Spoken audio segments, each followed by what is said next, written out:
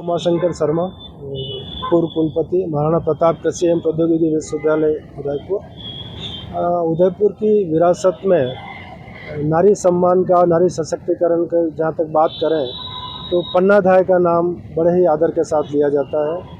और पन्ना धाय ने अपने पुत्र चंदन की बलि देकर राजा उदय सिंह को बचाया, और उसमें उसको जो है लाने वाले भी हमारे यहीं के समुदाय के लोग थे, जिन्होंने एक टोकरे में घास फूस डाल के उदय सिंह को वहाँ से महलों से बाहर निकाला था।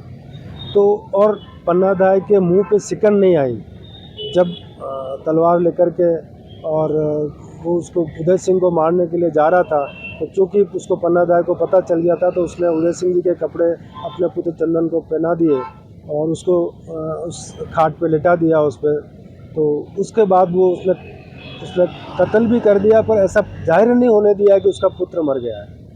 इस तरह से उसने अपने बेटे की बलि देकर, कुर्बानी देने के बाद, ऐसा उदाहरण विश्व में और कहीं नहीं मिलता है कि जिसने अपनी स्वामी भक्ति के तौर पे एक ऐसा स्वामी भक्ति की उसने अपने पुत्र की बलि देके अपने राजकुमार को, अपने मालिक को बचाया।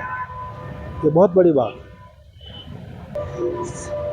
और दूसरा उदाहरण जैसे हम यहाँ का लेते हैं, तो सलूम्बर से जब राजा चुंडा नई नई अपनी शादी करके घर आए थे, और 2-4 दिन में, 1-2 दिन में ही उनको युद्ध की घोषणा हो गई और उनके पति को युद्ध में जाने का आदेश मिला।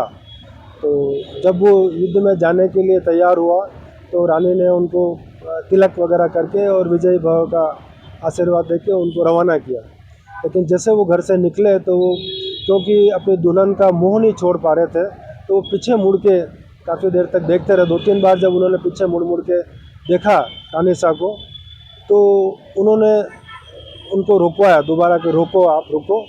और उसके बाद में रानी ने अपनी तलवार से अपना शीश काट के थाली में रख के और अपने जो सहचर के साथ उसको भिजवाया, और कहा कि अब बार बार आप इस अगर स्त्री मोह में रहेंगे तो आप युद्ध में विजय नहीं कर पाएंगे।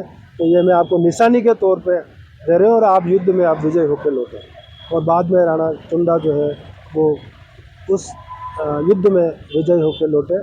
तो ये एक छतरानी का, हमारे यहाँ के, उनका एक अनूठा त्याग का उदाहरण है, बलिदान का, कि उन्होंने अपने पति को विजय के लिए अपना सर काट के थाली में परोस के दे दिया, और ताकि वो अपने मोह को छोड़ पाए।